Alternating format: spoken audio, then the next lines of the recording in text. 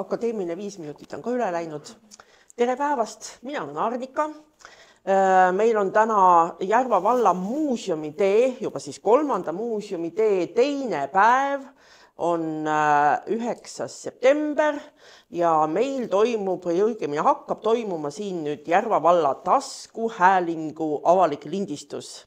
Et Maris on meil siin tehniline lindistaja ja Maris paneb siis selle taskuhäälingu salvestuse pärast siis üles ka meie YouTube'i kanalitesse, Facebooki ja igale poole mujale, kus seda siis näha saab.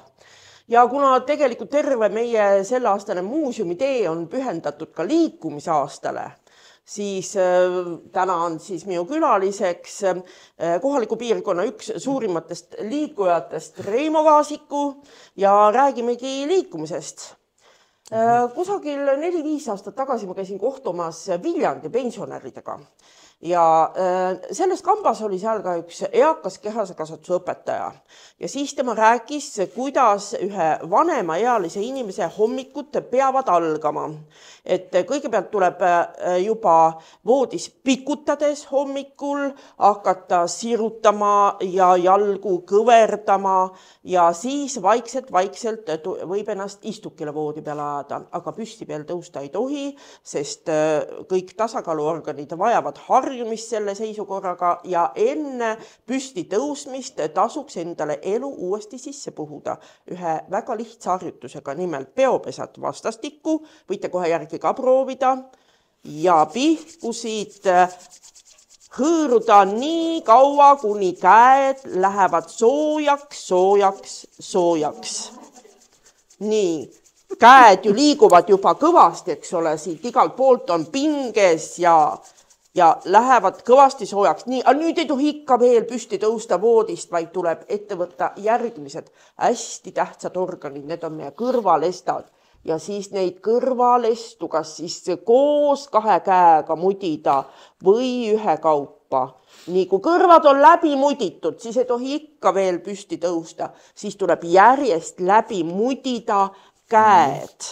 Kohe nii, et mudid ja kohe mudid läbi käed, teise ka. Nii. Ja alles siis, kui see töö on kõik tehtud ja sa tunned, et mõned kohad ikka veel valutavad, järelikult oled elus ja võid üles tõusta. Kuidas sina hommikuti ennast käima saad? No see on kõva liialdus, et ma olen üks kõige suuremaid liikujaid siin piirkonnas. Pigem on see, et võib-olla ma olen üks suuremaid ärgitajad liikumisele. Pigem, on ju. Aga no keeruline öelda, mis on õige ja mis on vale, aga kuidas mina saan või? Ma püüan hommikul ennast samamoodi sirgu ajada, aga siis ma mõtlesin just su jutu peale, et kui ma ennast sirutan, siis ma tean, et mul parema jala sääremari läheb nagu krampi. Hopp, kui ma niimoodi lükkan. Ja siis on nii valus, et sa ei kujuta, et mul ei ole seda juba ammu olnud, aga siin on selles suhtes sul õigus, et mida kauem me suudame ennast venitada just ühtepidi ja teistpidi ja kummargil olla ja kas või näiteks seda asja teha, käed selja peal ja 90 kraadi alla, on ju? No mõisas on seda väga sobilik teha, eks ole, nagu mõisaärale ikka kummardasid ja nii. Ja siis mõtled, et ja selle koha pealt sul nii-öelda võikski õigus olla. Kõik treenerid võiks olla maailma tipus igas alas, kui nad need programmid, mis nad lastele ära annavad, kõik 100% kaasa teevad. Ma ei kujuta ette, kui tugev nad võiks kõik olla. Reaalselt. Aga sa pead ju joonduma viimase järgi, mitte esimese järgi. Kas on nüüd vabandus või mis iganes. Aga nii see on jah, et kui sa ärkad, siis jah, mõned liigutused sa ikka teed, jah. Kas just nii, nagu sa näitasid, aga igal ühel on nagu oma, kuidas sa selle sirutuse... See oli nüüd eriti vanemaealiste, sest ta oli tõesti üle 20 Küll me jõuame sinna, jaa, küll me jõuame sinna. Ja küll me jõuame sinna täpselt. Kuule, kui me siia mõisa sisse tulime, siis oli siin üks rõõmustav asi. Mõisa trepi ette oli joonistatud keksukast. Kuidas sina lapsena liikusid ja kui palju? ja tüdrukute keksu mängisid? ei, see ei olnud ainult tüdrukute asi. Tegelikult mitte küsimus ei ole selles keksus, vaid küsimus on kiviga keksus. Meil oli jala ees kivi. See ei olnud ainult tüdrukute asi. Sa pidid olema jalaga täpselt nii palju osav, et see kivi õigesse kasti lükata. Ühel jalal. Paremal jalal, siis vasakul jalal ja siis koos jalu. Ja see käis kiviga selles suhtes. Et see ei olnud ainult keksumine. Ja siis oli ka meil täringuga veeretamine. Et kui sa veeretasid täringuga, siis sa pidid hüppama sinna kasti, kui sa said selle täringu numbri. No, ja 12 numbrit oli, jah, selles suhtes on kõik okei. Ja me mängisime seda. Aga ma arvan, et no kuni võib-olla 4.-5. klass. Aga sul on ometigi silme jäänud see, et kas see keksukast siin Aravate piirkonnas on pigem haruldus või niisugune igapäevane nähe, et kõik nurgatagused on keksukaste täis? Ei, täna pigem haruldus. Aga tol ajal oli see normaalsus. Kui Aravatel oli 8-klassiline kool, siis kuni uue kooli ehitamiseni see oli pigem normaalsus. Ja. Iga maja ees oli seda. See ei olnud mingi küsimus. See oli okei. Kui palju sa lapsena liikusid? Jäi meil ikka... Ma arvan, et täiesti igapäevaselt tunde olime õues ju. Tunde. Tegite seal? Mis me tegime või? sa lihtsalt ei kujuta ette, mida me tegime. Klassivendadega käisime Preediku all sillas, see kus pais on, seal oli kunagi lutsu. Kahvlitega käisime neid seal kivi all taga ajamas. Ja noh, kui täna poisid lähevad kalale, no las nad lähevad. Ongi väga hea, aga siis ma rääkisin oma poisile ka. See oli üks asi. Siis... No mida väga paljult loomakaitsjate kuuldes ei tohi rääkida, oli meil Mägise farmis tuvide taga ajamine. Jaa, need on rämps, reaalselt ju. Nad on ju katkulevitajad, nad on ju selline saast. Kui sa, minule näiteks teistpidi vastand selles suhtes ongi saast, et kui ma käisin Veneetsias, ma sain šoki sealt. Keskväljak oli sellise paksu kihiga tuvi sitta täis. Aga meie... Noh, mul siin vanemad vennad ja kes siin kõik olid Mägise öövalvuritega tuttavad ja siis see oli üks liikumisviis, on ja? Nii, siis oli meil ju ikkagi, noh, isa-ema olid ju põllumajandustööl, on ja? Mis sa arvad, et peale trenni jäeti sind koju või? Läksid karja? Läksid kaasa. Läksid, tegid selle toimetuse ära ja õhtul kell 7:30 said uuesti tagasi. See, et kas sul oli õppida või ei olnud õppida, on ja? See oli täpselt nii, kuidas sa suutsid selle enda jaoks välja valetada. On ja? Reaalselt nagu, kui sul oli kontrolltöö ja sul ei olnud kontrolltöö, no see oli äärmine vabandus, kui sul oli kontrolltöö, said õppima jääda peale trenni. Sa kujutad seda ette. Nii, ja õhtul 8:30 siis tulime siit kõps koju. Mingit küsimust ei olnud.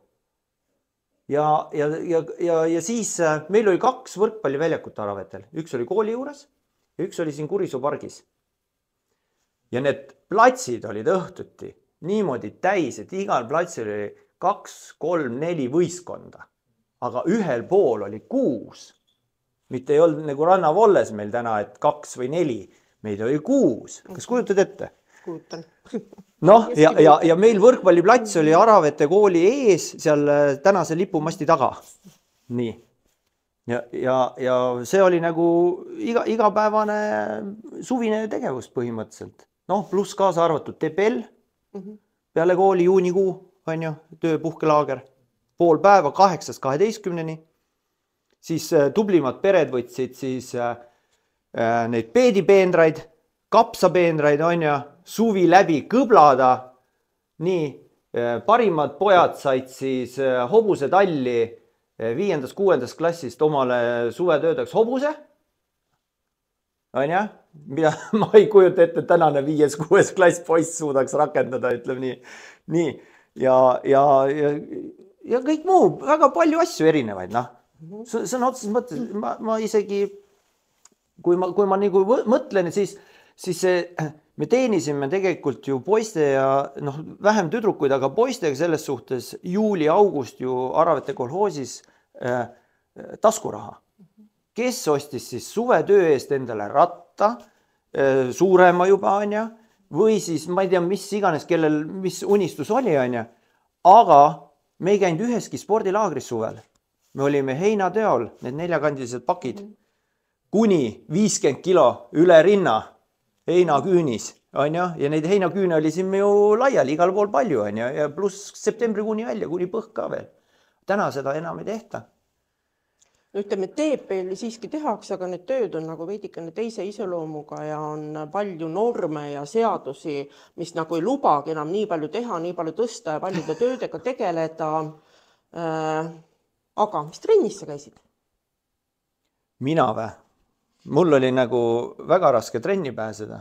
Mina ise, ja ma olin väga pettunud, kui Leo Matikainen tuli ülikoolist. Ma mäletan seda selles suhtes. Kui sa näeksid mu 6. klassi pilti, missugune ma välja nägin, siis sa kujutaks seda ettegi, et ma peaksin trenni minna, aga mul oli ilge tahtmine minna. Ja esimesest lennust, no Leo võttis ikkagi kõige paremat, kes hüppasid kaugust, pallivise, sprindijooks. Mina jäin välja. 2 aastat järjest jäin välja. Mina ei mahtunud mitte kuhugi. Mu pallivise oli hea, aga sellest ei piisanud. No. Nii, ja jõudsime siis 8. klassi. Ikka ei saanud. Aga siis ükskord, tal jäi vist poisse nii väheks, Leo teeb ise seda rääkida, et mul klassivend või pinginaaber oli ka väga hea spordivend 8. klassis ja siis kuidagi ma ikkagi hakkasin käima ja ma sain sinna rühma. Ma lihtsalt nagu läksin. Kergejõustiku siis? Ja, siis oli kergejõustik, aga siis ta läks ka suusatamise peale üle, nii et see 8. klass või 7. klassis ikka, et ma sain ta kuidagi sinna, et ta kukkus seal midagi ära ja siis ta ütles, no jah, et siis tule. Mis on siis väike ja ikka kribu või? No... Miks sind ei võetud? No ma arvan, et mul oli seal mõni kilo ikka üle. Ja, nii. aga mul oli seda töösitkust võib-olla sellepärast ja siis mul meeldis jalgpall ka ja siis poisid ikka mängivad ju jalgpalli. Ja mis siis ikka on ja siis tekkis tegelikult meil lõpuks punt, kes liikus siia uude kooli, 9. klassi nagu keskkooli, ja siis ma jäin.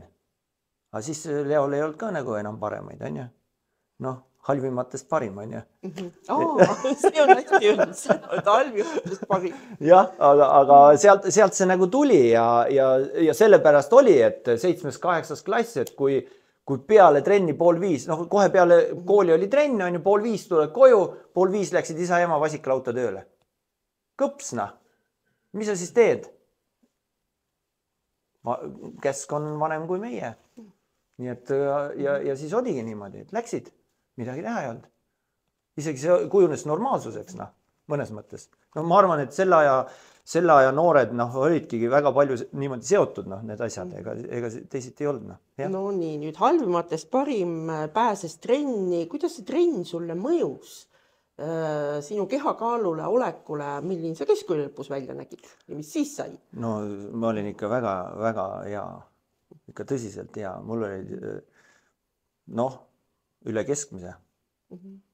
Üle keskmise. Mul olid kõik need kilod läinud. Ma olin üks rajooni üks paremaid suusapoisse, jooksupoisse.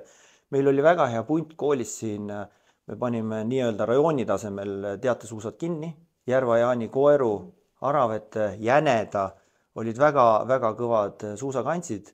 Ants Lööper, oma poisiga Riho Lööper siin ja ikka tõsine madin käis ja siis, kui sa maakonna koondisse said kunagi ja Otepääle võistlema, see oli nagu MM-ile minek, kuigi me elasime seal, ma ei tea, kuskil katuse all ja nii edasi, et rajooni omadel ei olnud kuskil, Paide rajoon, kes oli Paide rajoon tol ajal suusatamises? 0 võrreldes Tartu, Valga, Võru, Tallinn, et see on nagu teine maailm oli, jah. Et keskkoolis olid ikka kõvad andmised ikka tol ajal, jah. Nii, nüüd tuli meil välja, et sina kui halvimatest parim tegelikult tahtsid sporti teha, aga sind ei võetud ja just äsja selle kooliaasta alguses tuldi välja selle teadmisega, et Eestis on iga 5. 11-aastane õpilane ülekaaluline. See tähendab seda, et seesama 11-aastane ülekaaluline tuleks vast siis ka kuidagi sporti tegema saada. Kui keeruline on sul kui treeneril tänapäeval lapsi liikuma saada? Need, kes trenni täna tulevad, nendega ei ole üldse mingi küsimus. Need on kindla suunaga, nad tahavad ja võib-olla mõni laps on ka seal nagu väga tugeva vanema iseloomu tõttu seal, on ju, et sa ei tule ära, ta saab sellest aru ja raiubki seda haamrit sinna vasara alasi peale, et hoiabki see tuliselt ja lapsel ei olegi valikut, on ju. Aga ta saab sellest hiljem aru. Ja noh, meil on nagu siis vanemaga kokkulepe, on ju. Aga ma pigem võtaks nagu seda võrdlust niimoodi, et tol ajal meil oli karistus ju, noh, me räägime sellest nüüd avalikult igal pool, kui meid jäeti tuppa, oli karistus, on ju? Ei tohtinud õue minna. Nii, me nutsime seda aega taga, nüüd on kõik, on ju, meie maailm kukub kokku. Nii, ja nüüd on täna see, et vot nädal aega oled sellest arvutist või telost eemal, selle noore maailm kukub kokku. Täiesti vastand. Ja teate, ma ei uskunud seda 5-6 aastat tagasi. See on tulnud palju kiiremini meieni, kui me ei olnud selleks isegi valmis. Ma arvan, me ei ole tänasekski selleks valmis. Mis tegelikult toimub, kui sa ütled, et iga 5. See ongi nii kiiresti toimunud, et see on viimase 5 aasta jooksul toimunud sellisel tempol, et 5-kordse tempoga.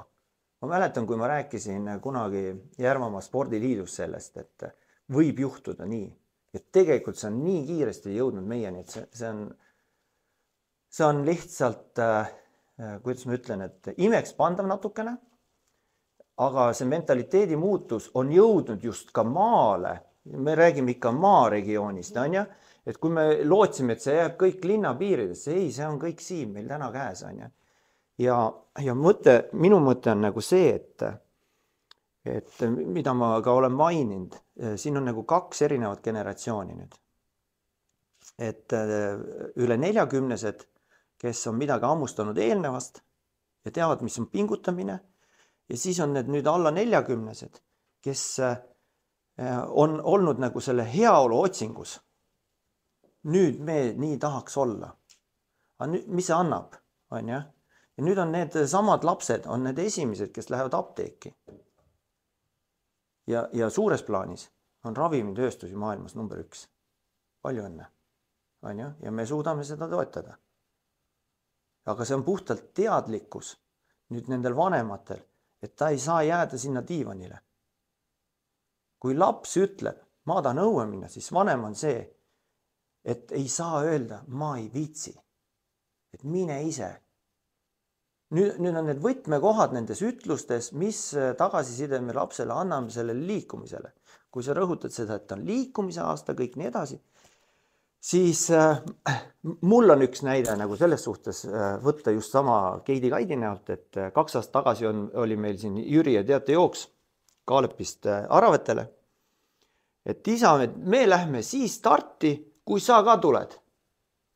Ma mõtlesin, et ja kuule, asi läks veel kaugemale, et nad lähevad siis starti, kui ema ka tuleb, ma mäletan seda asja. Ja siis meil oli perekondlik see, siis ma nagu heas meeles mõtlesin, kas nüüd on siis see aeg jõudnud sinna maale 20 aastat hiljem, et mina olen nüüd see hammaste vahel, on ju. Et tegelikult oli selles suhtes hea positiivne tagasiside, et näete, kus on nagu see väärtus.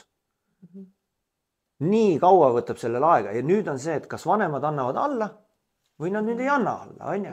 Ehk need vanemad, kes tegelikult ei ole enam harjunud liikuma ja tahaks olla mugavalt, need tugitoolisportlased peaksid koos lastega, kes neid õue kutsuvad, ka ilmtingimata kaasa minema ja eeskuju andmagi. Jah, ma olen öelnud ka nendele vanematele, et kes lapsi trenni toovad, on ju, tulge ise ka kaasa. Et ei ole üldse ühegi trenni uks, ei ole selles suhtes lugus, et tulge vaadake, mis trennis toimub. Minuga pärast. Ja saate teha mõned harjutused kaasa. Ja see ongi, et meil on siin erinevad võimalusi ja nii palju tegelikult nagu kohalikud omavalitsused ja klubid või MTÜd või mis iganes investeerivad nendesse mänguväljakutesse, spordirajatistesse, terviseradadesse, on ju? Ja kui õhtul on kell 6, kell 7 suvel, vaatad, mis toimub null. Midagi ei toimu. Täitsa müstika, on ju. Ja ma tulen täiesti vabalt oma lastega siia võrkpalliplatsile, järjekorda ei ole. Ma olen neile rääkinud seda, mõtelt selle peale, et kuulge, järjekorda ei ole, te saate vabalt mängida, tulge, võtke pall lihtsalt kaasa, on ju. Aga ei. Ja siis, kui ma trennis kulutan aega selleks, et laps õpiks palli püüdma, ma ei saa seda kommenteerida. Nüüd tegelikult jõuame siis natukene sinna poliitika poolele. Et heaks tugitooli sportlaseks ju teatavasti lihtsalt niisama ei saada, vaid tuleb ka õppida. Ja meie generatsioon on tegelikult seda kõik õppinud koolis kehase kasvatuse tunnis. Ehk kui Toomas Tammik, kes on teatavasti kehakultuuri taustaga, oma 1. septembri kõnes koolidele rääkis sellest, et mängu ilu saab hakata nautima alles siis, kui sul on endal reeglid selged, ükskõik mis mäng see siis on, jalgpall, korvpall, kas või kergejõustik, siis reeglid tuleb endale kõigepealt selgeks teha. Nüüd me oleme jõudnud sinna punkti, kus koolide kehalise kasvatuse tund muudetakse ümber liikumisõpetuseks. Kus on juba muudetud. Osaliselt, mitte kõik. Kus ei peagi enam mingid reeglid õppima, ei peagi pingutama, et mingeid norme täita, vaid saabki vaikselt, ma ei tea, siis muusikaritmis õljuda või ma ei tea, mida teha. Kuidas sa suhtud sellesse? Mis siis nüüd saama hakkab? Jube keeruline. Tõsiselt jube keeruline. Aga kui mõelda selle iga 5. peale, kellele see on vajalik, on, siis tegelikult mina ütlen niimoodi, et me ei saa nagu ühise latiga võtta, et nii nagu aineõpetuses on edasi jõudnud ja on siis need natukene maha jääd, keda peab siis nagu tagant aitama, on. Ja nüüd nagu see liikumisõpetus on ellu kutsutud sellepärast, et arvestades nüüd nagu Skandinaavia kogemust, on, et kui paljud lapsed, on ju, aga see on puhas metoodiline küsimus, et kui paljud lapsed mida teevad, kui paljud pered mida teevad õues tegevustes. Ega nõukogude aeg ei pandud ju kirja, et kui sul olid vanemad ju laudas tööl, aktiivne füüsiline töö. Täna on see kriteerium natukene teine, on ju. Nii. Ja nüüd, kui mõelda nüüd nagu nende peale, et mis on siis liikumisõpetus, minu jaoks on nagu raske uskuda seda, et ma peaksin hakkama talle õpetama käed ülesse, peopesad vastakuti, käed alla, et me hakkame selliseid harjutusi siis nagu tegema. Okei, 1., 2., 3. klass, jaa. 1., 2., 3. klass me võime pallipüüdmist ka õppida. Meil oli ju rahvastepalli konflikt oli. Ja rahvastepalli on vist keelatud, nagu ma aru sain. Ei ole keelatud. Ei ole keelatud. Ei, mitte suures plaanis. Ma võin öelda, et kõik võiks ära keelata suures plaanis. Kõik on vigastuse oht ja kõik nii edasi, on ju. Nii. Ja sa räägid reeglitest, on ju. Nüüd ma ütlen, et rahvastepalli reeglid, kui ei ole lapsel selged, on ju, siis ta ei saagi seda mängida. Nii, ja nüüd ongi need vatist tulnud lapsed. Mis on siis see iseseisvumise moment sellel lapsel? Kõik mäng, kõik sport on tegelikult iseseisvus. Otsustuskindlus.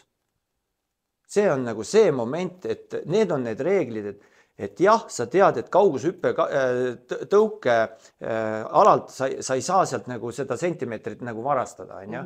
On ju, palliviskes üle astuda ei saa, kõrgushüpe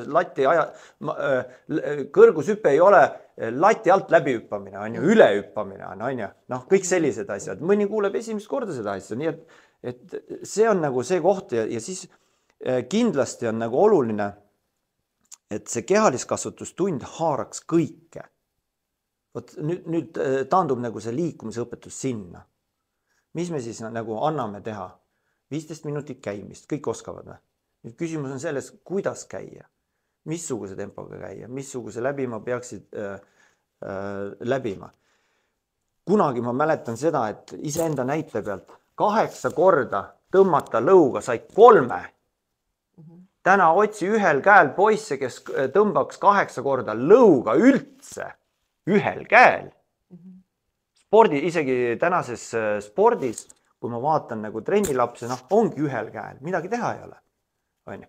Kas see on kriteerium siis? Tema anne avaldub kuskil mujal, on ju. Nüüd sa pead sellega nagu arvestama. Mina näiteks, ma ei lepi sellega, kui mul trenni poiss ei suuda lõuga tõmmata või trenni tüdruk ei suuda teha käte kõverdusi nii, et ta ei oleks põlvede peal. on ju, me läheme step by step sinna, on ju, aga mingid koormused peaks saama, siis ta õpib nagu seda pingutama. Üks oluline koht on veel, et väga paljud ei tea seda, aga ma nimetaksin siin ära selle, et kui sa ei higista, siis südakoormust ei saa. Ja noorte probleem on südamehaigused hilisemas faasis. Ja see ongi see, et kui 13, 14, 15, 16 aastane noor ei higista, siis südame lihaskoormust ei saa. See on nagu see moment, et kas liikumisõpetus nüüd annaks selle südamelihase treeningu sellele. See on see kõige raskem moment. Väga paljud ei tea seda, aga nüüd on kui kaua sa siis nagu higistama peaksid? 10 minutit, 15 minutit, 20 minutit. Mida treenitum sa oled, seda paremaks sa saad selle südame enda jaoks.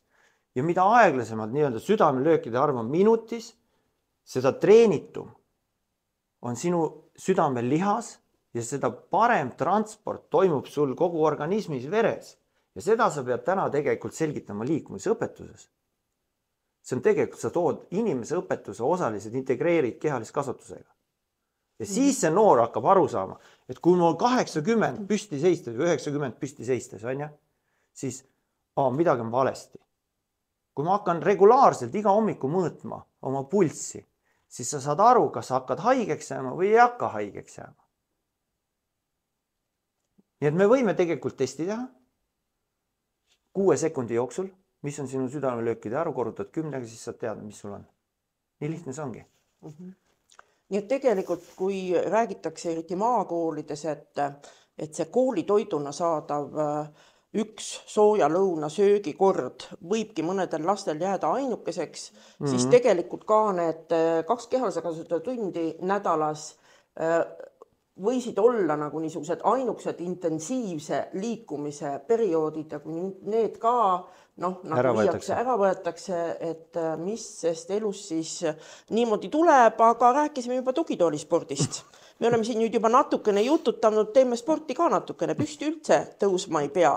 Istume hästi sirgelt, panema käed põlvedele ja lihtsalt tõstame jalga varbale ja teist ka ja jalga varbale, teist ka, jalga varbale ja nüüd teeme niisuguse triki, et viime jalad vasakule poole ja käime siit paremale poole nii palju kui kannatab ja vasakule poole tagasi nii palju kui kannatab.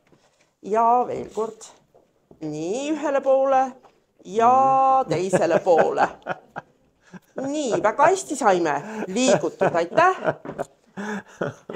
Kuule, 10 000 sammu päevas on normaalne liikuda või? Vähe. Vähe, jah? Kindlasti vähe. Peaks? Mul on uskumatud lapsi trennis, kui laagrites ületavad 20 000 sammu. Treener, mul on 23 000. Mõtlesin, mis sa tavaliselt teed? 6-7. Ja trennipäevadel tulebki 10 000. Nüüd on nagu see võti. See võti on just seal, et küsimus ei ole treeningutes. Küsimus on nüüd selles, ja ma olen seda juba nüüd päris mitu aastat rääkinud, et mis sa teed treeningu välisel ajal. Trennis käimine aitab 1,5 tundi käid trennis ära, siuh-säuhi ja siis oled ikka oma elektroonikaga. 0. Sa võid käia 5-6 korda trenni nädalas, väga tublid lapsed. Ja siis ülejäänud aja oled ekraani taga. 0. Ma olen tegelikult selles suhtes nagu väga resoluutne ja öelnudki lastele ära, et aga osad käivad mul ratastega trennis ja lähevad ratastega tagasi. Väga okei. Parim asi, mis üldse juhtuda saab, on ju? Mis me tegelikult ümbruskonda kõik ära rikkunud? Koolibuss. 2-3 kilomeetri tagant me ei ole enam suutelised tulema koolina. Ma käisin üle põllu, tuisu, kuuse oksterada oli hommiku kell 7 sees ja pidin jõudma kuhugi. Oma koolitükkide isa ja ette näitama, lähen siis klassivenna juurde veerand 8. Need vanemad vaatavad, mis sa siin nii vara teed, kell 8 hakkas kool ära vetel, on ju? Ja see on see probleem, ega Keenias on täpselt sama probleem, tead, milles on Keenia probleem? Nad said tossud. Nad jooksevad palli jalu siiamaani, on ju? Ja nüüd nad said tossud, on ju? ja nüüd on rikutud maailm. Kunagi oli Eesti koondise treener Christoph Schmid, ma sain väga hästi läbi. Ja treener, ta rääkis ühest 800 meetri jooksu tüdrukust, on ju. Kõik oli täpselt sinnamaani hea, kuni sa said tossud. Kokkukukkumine maailmas. No. Ja me räägime nagu ja me räägime liikumisaastast, on ju. Me ei suuda nagu ketest täna Aravete kontekstist ketest tulla mööda, kuhu on rajatud kergliklustee õigeaegselt kooli ilma koolibussita või? Naeruväärne. Minu jaoks on see naeruväärne. Andke andeks, noh. ja siis, ma räägin selles suhtes ka laiemas pildis, et kui ma haaran seda liikumisõpetust kaasa, oluline on teada ju ikkagi tehnikaid. Sa räägid tugitoolisportlasest, on ju. Kui paljud noored vaatavad kergejõustiku MM-i täna? Kui nad trennis ei käi, kui ta ei ole trennilaps, siis ta ei vaata seda. Mitte mingil juhul. Sest ta ei saa aru ka, mis seal toimub. Absoluutselt. Ja siis ongi see nagu, et kui liikumisõpetuses me ei saa anda nagu kõrgushüppet, kaugushüppet, kuulitõuget, palliviset, odaviset, vasareidet, ketaheidet, siis kaob see publik lihtsalt. Ja ma ütlen täna lihtsalt juurde selle tendentsi, kui meil on nagu kogukonnas äge järvejooksude poolest, suht hea osaluskond, siis kui ma vaatan Eesti meistrivõistluse ükstaspuha missugust ala, siis noorte pool, eriti neidude pool, 11 kuni 16 on ju. No seal hea, et medalid välja saab anda. Põhimõtteliselt. No vot, ongi nii, et tegelikult see niisugune jooksmine ja liikumine on ju hästi palju igasuguseid väljendeid toonud ka eesti keelde. Näiteks jooksis keel vesti peal ja jooksis elu eest. Ja, et kuidas siis on ikkagi seda õiget, et mis üldse kasulikum on, jooksmine või kõndimine või kuidas siis nüüd mitte ainult lastest rääkides, vaid kuidas ka meiesugused saaksid siis ennast ikka heas vormis hoida, et mis tempos me peaksime käima. Vanasti räägiti, et sellises tempos, et me saaksime kõndides sinuga vabalt vestelda, et siis on sõbraga koos minna hea kõndima, saad otse suhelda, mida tänapäeval ju nii napib ja samas saad ka oma tempot mõõta, et kui väga keel vesti peal ei ole, et siis on nagu õige tempo sinuga suhtlemisel, et kuidas sellega on, et mis tempos ja mida me peaksime tegema? No siin on päris mitu aspekti on, et number üks asi on, kas sul on vajadus. Siin nagu, et kui sul vajadust ei teki, siis sa ei lähe. Nüüd on, igal inimesel on see erinev, et kas on seal siis ülekaal või on seal siis mingid muud asjad, et võiks minna. Nii, ei ole nagu see küsimus. Ja siis, kui nüüd need sinu aspekt, kui sa ütled keel vestil ja rääkimine, on ju, siis on nagu väga konkreetsed piirid, on ju. Kui sul on keel vestil, siis öeldakse juba, et sa oled anaeroobses tsoonis, kus siis pulsi või südamelöökide tegevus on nii kiire, et sul ei olegi mõtet seal midagi hakata rääkima. Aga samas ei tohi ka liiga aeglaselt käia, nagu sa rääkisid. Jaa, aga ei, loogiline, absoluutselt mina ei ütle mitte midagi.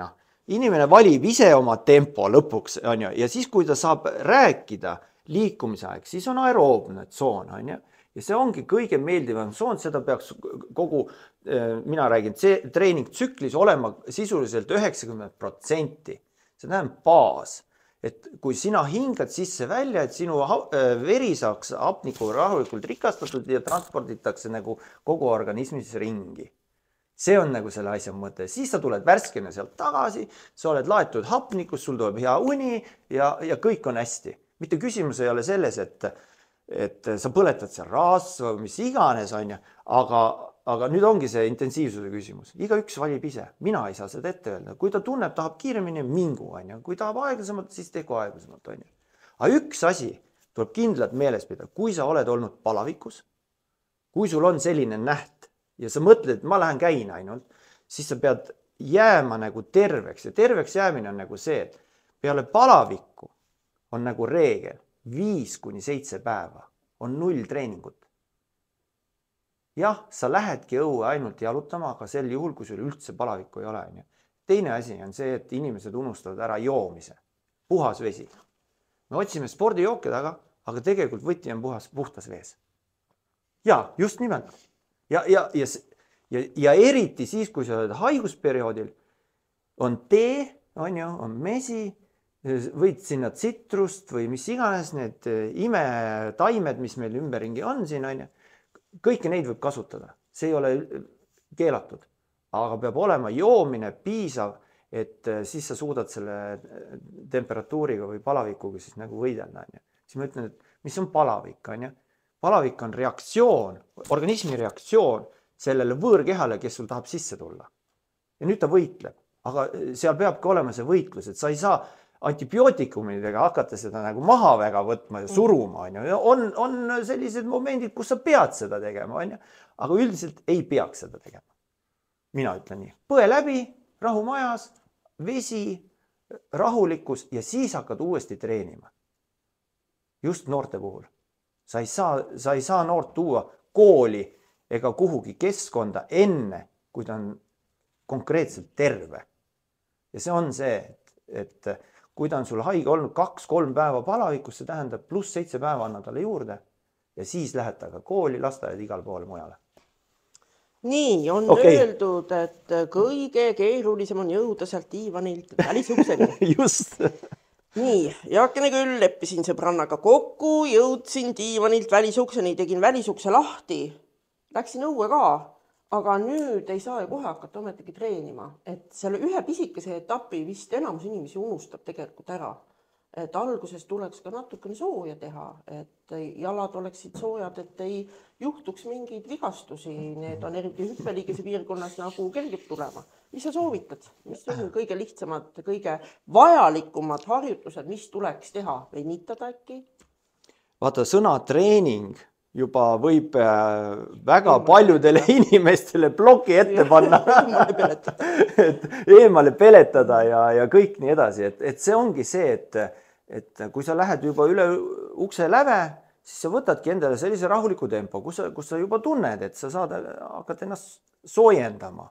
Nii, kui sa tunned, et sa oled juba nagu mingi aeg käinud lönta, on see siis 5, 10, 15 minutit, siis sa võid sinna juba juurde panna, Aga kui sul see 5, 10, 15 minutit on läbi, siis soovituslikult on nagu läbi vaja käia, need jalaliigesed ja kõik sellised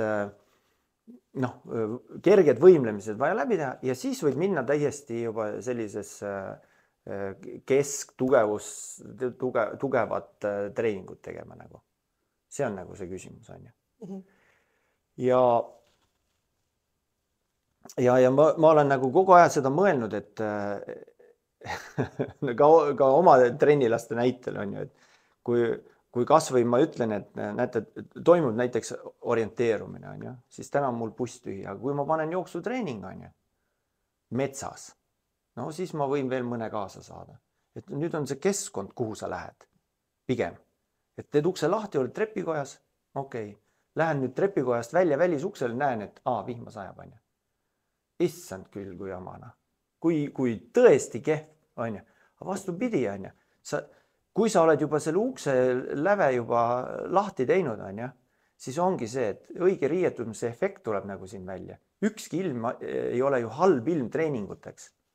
Sinu see moraalsus on see küsimus, et millega sa sinna lähed. Kui sa tahad vastumeelset treeningule minna, siis sa ei lähe sinna vihmasisse ka. Kui sa tead, et sul on trenn vaja teha, siis sa lähed sinna vihmasisse ka. Et parem valida õiged riided. Ja. Nii, aga mis sina siis arvad, et teeme mõned valikküsimused ka, et kas kõndimine või jooksmine? See sõltub inimesest. Minu jaoks on olnud jooksmine kergem kui käimine. Minu jaoks. Mõne jaoks mitte, aga üldiselt Eestis mingid sarjad on, mingid maratoni käimised, ja rogainid on see on orienteerumispõhine, et 8 tundi selle aja sees läbitud maa, mitu punkti leiad, et pigem on teha jooksmist kergem, aga kui sa oled nagu kaaluprobleemides, siis on käimine parem, igal juhul. Aga siis on targem võtta mõni instrument endale ligi, kas siis seljakott või mõni käsiraskus või siis need käimiskepid juurde, on ju, mingid sellised asjad, et sul oleks rohkem neid tegevusi. Et alustama peaks ikka käimisest, siis on okei. Kõigepealt peab endale sisse viima rutiini, et ma lähen õue. Ega nendel aiapidajatel ei ole mingi küsimus. Meil on korteri inimestes see küsimus, kes tulebki töölt ja ongi läbi väsinud ja nüüd ta peab olema vaimult nii tugev, et õhtul kell 6 läheb uuesti. Nii. Hommikusöögiks puder või saiake? Selline küsimus või? Mina ütlen sulle kindla vastuse, et puder. See on nii suur teema. Tõesti, see on suur teema. Et kui keegi tahab kindlasti võidelda oma ülekaalulisusega, siis peab nagu tähelepanu pöörama erinevatele süsivesikutele. See on kurja juur. Kui sa ikka tahad tubases tingimuses enda kehakaalu jälgida, siis olgu siis porgand, kaalikas, kapsas. Siis ei saa endale ühtegi saiaviilu lubada. Sportlased, nad võivad purksi panna, pitsat panna ja nii edasi, aga nad ei pane seda päevast päeva. Nad teevad selle ühekordse premeerimise endale, on ju? Nii, aga kui ma teen seda päevast päeva, siin on ka ahvatlused, on ju? See on kohutav, Ainult vaenlasele saad seda pakkuda. Reaalselt nagu, ma olen öelnud, et kui te tahate šokolaadist ja šokolaadikommist lahti saada, siis ainult paku oma vaenlasele seda. On ju, las ta olla paks, on ju, las ta olla siis see, on ju, aga põhimõtteliselt on võti, jah, seal, sellepärast, et tegelikult tänapäeva kaubanduses ma ei räägi sellest, et mingi öko peaks olema. Sellepärast meil maal on suht ökona. Suht, ma arvan küll, väga palju. Aga ma küsin, et kes sööb maaõunapuu õunu tänana? Aavo, kes see sööb sinu õunu tänana? On ju. Aga edasi, küla küsib su käest, ei küsi. On ju, kuule, kas ma tohiks võtta? Vanasti käisime õunaraksus. On ju, kes täna käib õunaraksus? On ju, jumal heas. Õunapuid varsti pole enam. Õunakastid pannakse tegelikult ikkagi tänaval. Väga hea, ma olen siin ka isegi siin tänaval isegi näinud. Ja väga okei on ju. Aga ja maasikaraksus, ma mäletan isegi ülikooli aeg, me käisime kapsast toomas kuskilt.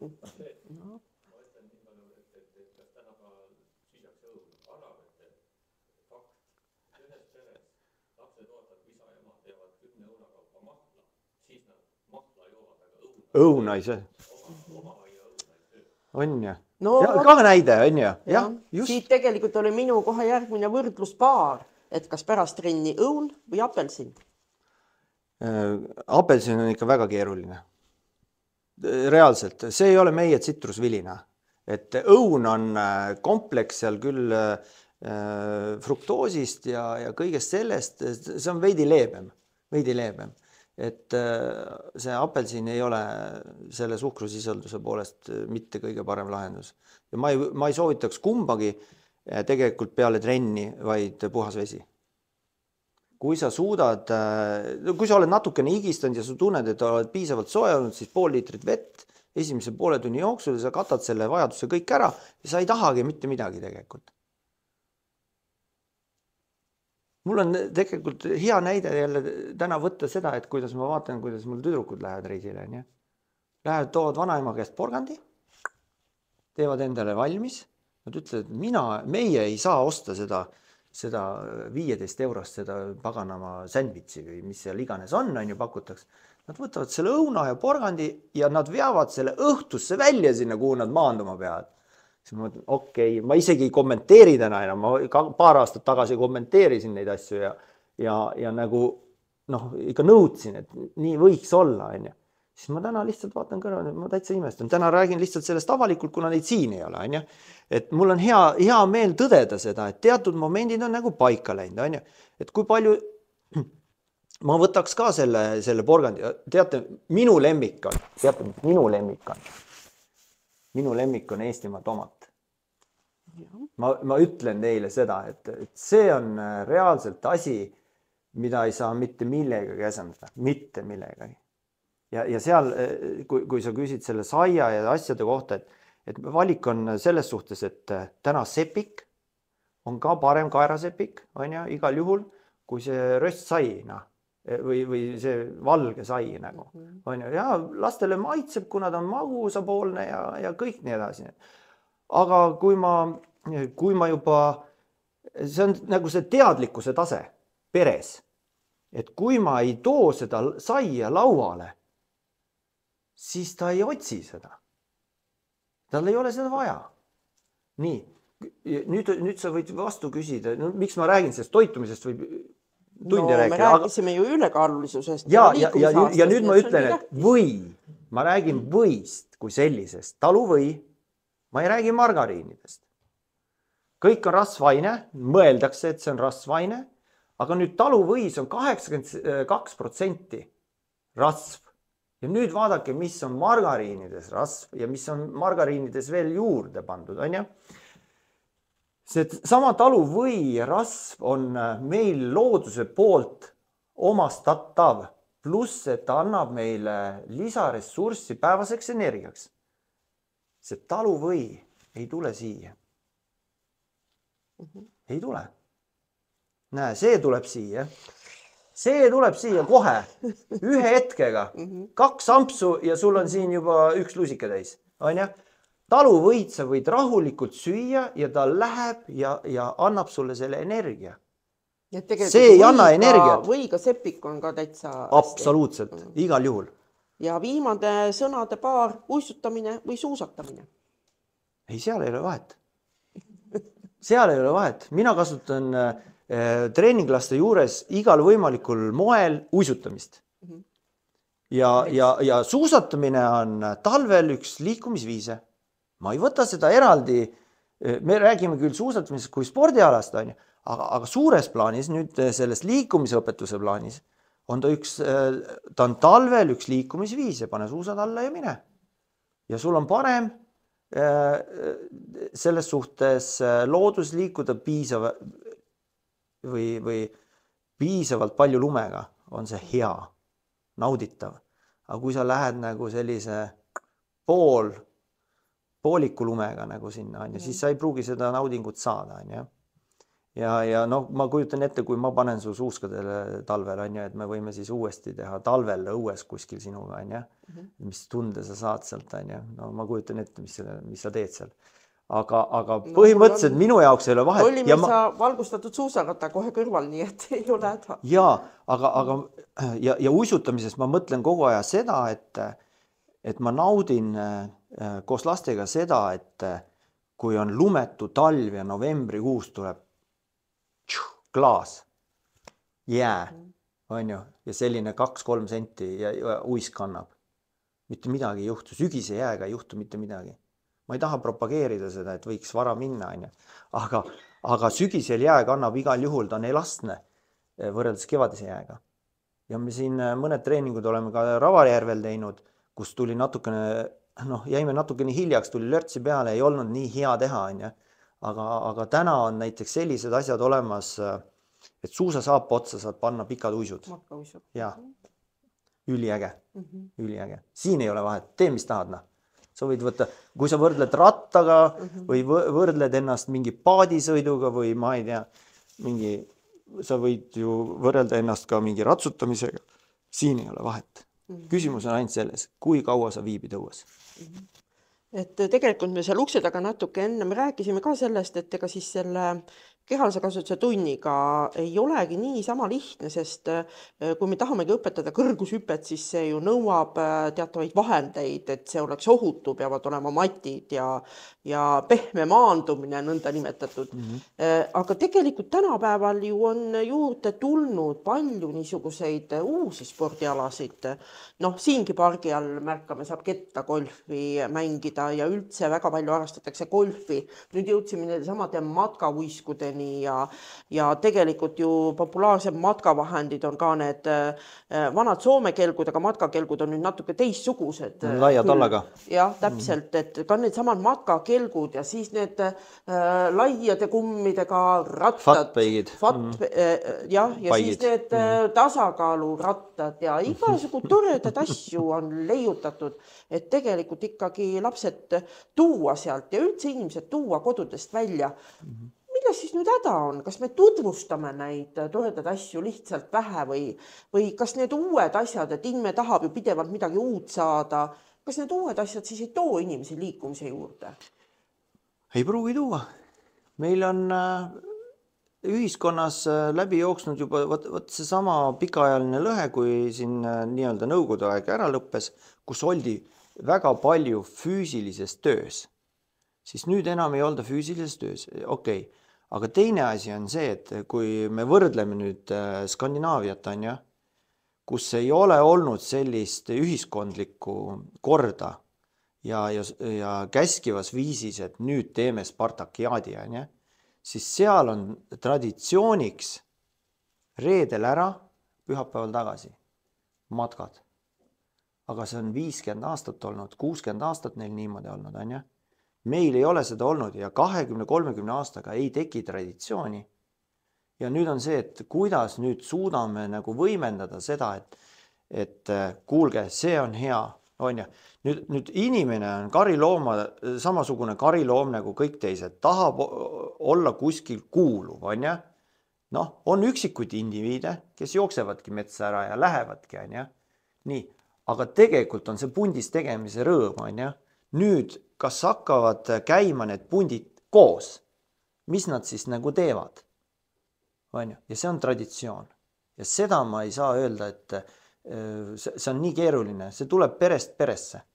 Füüsiline töö tuleb perest peresse. Mul ema istub siin, ma teen ka samamoodi seda füüsilist tööd kõrvalt, ja tahan ja soovin nakatada, et need minu omad ka nakatuksid sellest, ja see on päevast päeva aina raskem. Vaatavad, et ma olen loll, reaalselt, et kuidas, aga nüüd on see, et mine kas või siis õue sinna mänguplatsidele, mis õhtul kell 6, kell 7 on tühina. Mine sinna, aga ei ole. Kas siin kettakõlkli mängitakse? Mängitakse, jaa, aga vaata, palju kohalikke mängib. Need on ikka kusagil mujalt tulnud. Jaa, kohalikke mängib ka päris palju. Ma ei saa isegi nuriseda, et igapäevaselt on keeruline käia, aga üle päeva ikka ma näen ikka mõned kohalikud. Igal juhul sooviks, et oleks seda rohkem.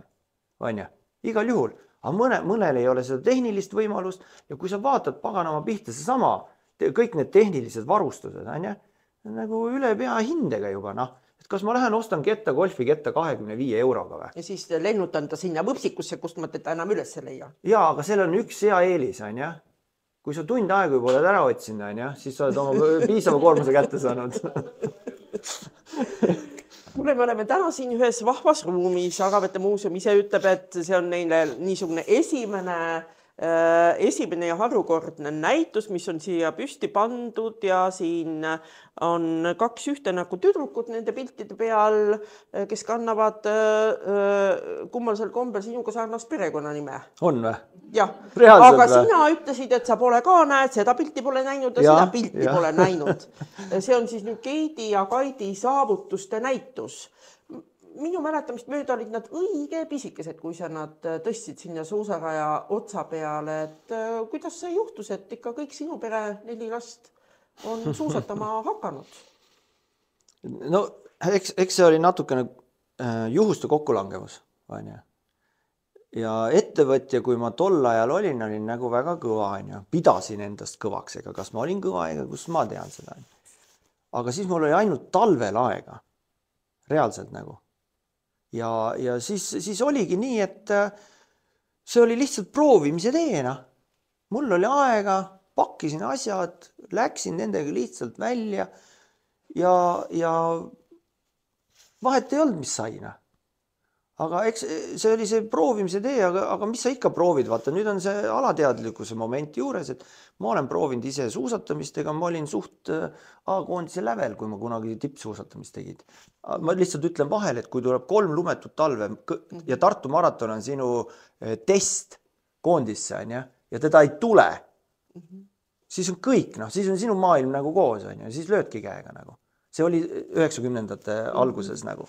Ja siis saigi sealt nagu proovitud, mina ei tea, jõuluvana tõi meile need suusad või ma ei tea, kus kohast need tulid igades. Ja siis sai need jalga ja proovisime tänava peal ja Kertoga nii lihtsalt ei läinud. Kerto kukkus pikali, viskas need suusad ja ta ei pannud 2 aastat neid sinna jalga, alles 5 vist. Noh, aga tüdrukutega läks nagu kuidagi teistmoodi. No lähed sinna kardirajale ja paned nad jalga ja paned nad sinna jälge ja sikutad nad mäest alla. Ja noh, siis nad said 3 vist. Vaatan pilte. Ja. No põhimõtteliselt, aga selles eas enne kooli tüdrukutel ongi nagu parem, tütarlastel nagu ongi parem tasakaal ja koordinatsioon, kui on poistel. Igal juhul. See tee on nüüd nagu läbi käidnud, ma olen oma laste peal seda näinud ja seda võib üldiselt üldistada. Ja nad võtsid jalad alla ja ega me käisime ju seda kilomeetrist ringi, kui te nüüd teate Aravete kardirajalt tunnelini, siis keerasime tagasi, sealt künkast üles ja künkast alla 2 tundi. Kõik. Aga me olime lihtsalt õues, ega ma ei surunud neid seal midagi. Ma lihtsalt ütlesin, proovi nii teha, proovi teisiti teha. Siis Keidi oli seal eriti kõva, see väike tõus seal teisel pool tunnelt, kui me siit räägime, siis paaris tõugetega pani sealt üles. Ma hoidsin ainult hinge kinni, las siis paneb ja mina ei ütle midagi, ise suruvad. Mina olin seal kõrval ja vaatasin ja ma ei olnud midagi. Kuule, hopp, et ole nüüd kõva, et pane nüüd lõpuni. Kukkus pikali, veeresid sealt tagurpidi mäest alla ja siis tegime tagurpidi suusasõitu ja kõike sellist asja. Me käisime iga ilmaga. Me käisime tuisuga. Me käisime külmaga.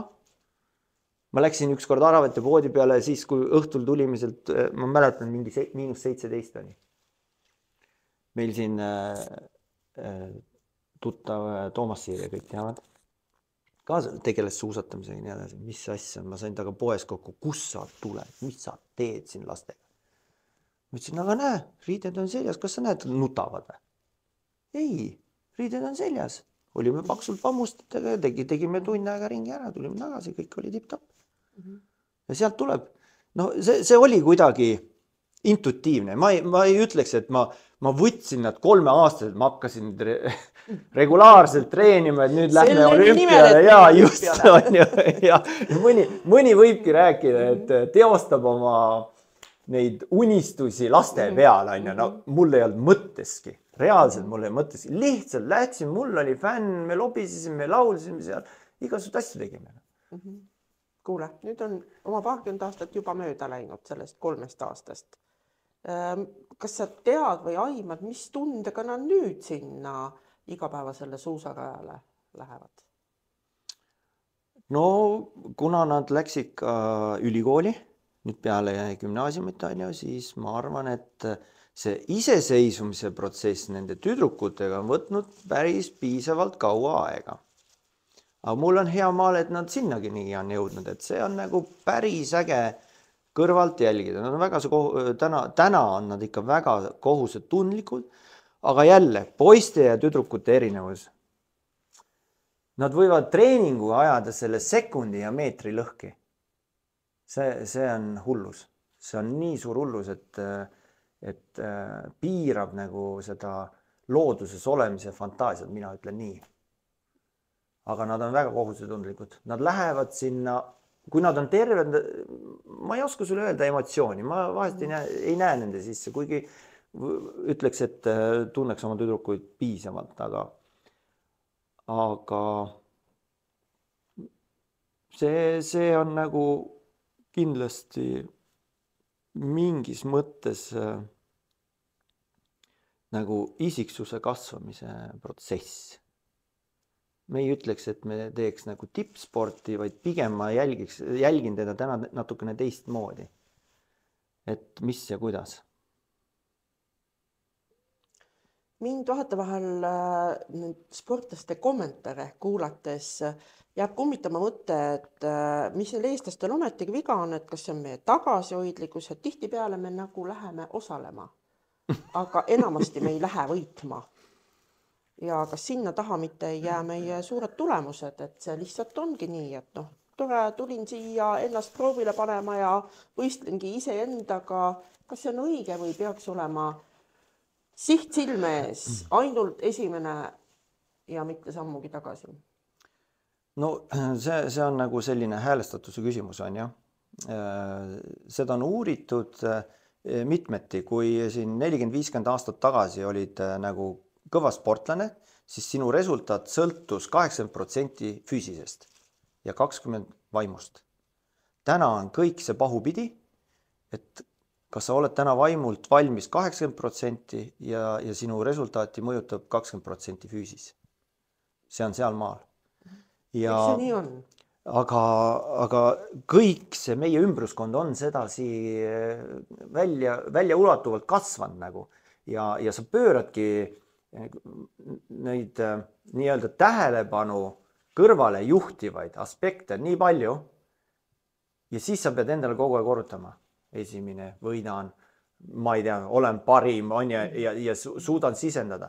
Aga lihtsalt, et kui sa seda ka ei tee, siis sa ei vallanda piisavalt seda adrenaliini kogust, et nüüd ma lähen. Ja annan endast parima, on ja.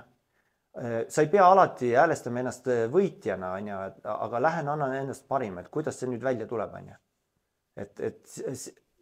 Ja sa ei mõtle selle esikoha peale, ei tohi mõelda, vaid mina ütlen, et pigem kui sa annad ennast parima ja oled üle joone ja siis näed, mis resultaat on, siis on kõik okei.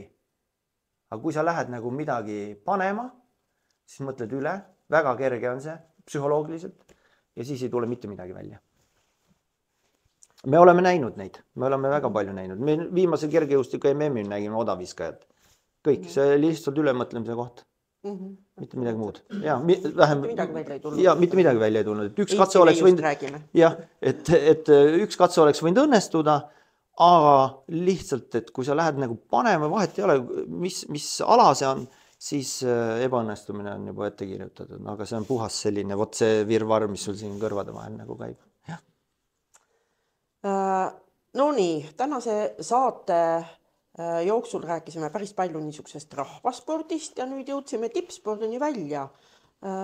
On ju ka tegelikult räägitud sellest, et tippsporti teha, selleks vajalikke treeninguid teha, ei ole enam teps mitte tervislik. Kas see vastab tõele või saab ka tippspordis olla tervislik? Jaa, ega tippsport ei olegi tervislik. Kaugelt sellest. Reaalselt, et see on ju oma organismi viimine maksimaalse pingutuse peale. Nii, kus on see lävi? Sa ju lähed testima ennast kogu aja, et maks. See on see keeruline moment, et no kus on siis minu see lävi, on ju, et kas ma veel suudan, on ju? Ja see on nagu, jah, ma arvan küll, et ei ole tervislik. Mitte mingil juhul, aga nüüd noored inimesed ikkagi, kui nad lähevad seda tegema, siis nad ütleme, peaks teadma, et seda organismi on ka hiljem vaja tervena. Ja siin on nagu see moment, et kõik need kõrvallood, mis tippspordis tekivad, on ja? Ja kõik sportlase kaitseks organisatsioonid, on ja? Võitlevad tegelikult selle tervise eest, on ja? Ja nüüd, kui sina arvad, et sinu organismi võidakse kasutada teistpidi, siis hiljem need hälbed, mis tekivad võib-olla 10-15 aasta pärast, see muudab sinu DNA-d. See on see küsimus. Ja kui sa seda ei kaitse, siis hiljem on seda nagu väga raske terveks saada. See on see minu mõte. Ja miks nii on? Nii, siin on toredad autogrammidega pildid ka, millega Keidi ja Kaidi täna tegelevad. Mille nimel treenivad sel aastal? Täna nad on Bulgaarias keskmäestikus. Täna nad olid 2400 peal, 2600 peal mägedes. Et see on selline baas ettevalmistuslaager nüüd järgmiseks hooajaks. Ja nad on seal kuni oktoobri alguseni põhimõtteliselt 3 nädalat. Ja see ongi seoses, teevad matkasid ja teevad oma rullitreeninguid, aga seal on see efekt, et ülevalpool on hõre õhk, sa paned jälle oma organismi, testid, et viid tasakaalust välja, ta peab harjuma seal ja siis sa tuled jälle siia nulli peale, on ju, siis tekib jälle rikkus organismile, tunned ennast hästi ja kõik nii edasi. No ja eks järgmine aasta on peaeesmärk veebruari alguses Sloveenias Planica MM juunioride oma. Nad on see aasta veel viimast aastat U23. Sisuliselt on see naiste klass ja eks nad nüüd valmistuvadki ennast ka MK või maailmakarikasarjas sinna naiste klassi konkreetselt. Võtma maailmakarika punkte, mis võib-olla eelmine aasta ei jäänud, ei nakatunud nii kõige paremini, ütleme nii, ei näksanud. Aga MM-il olid 29-30.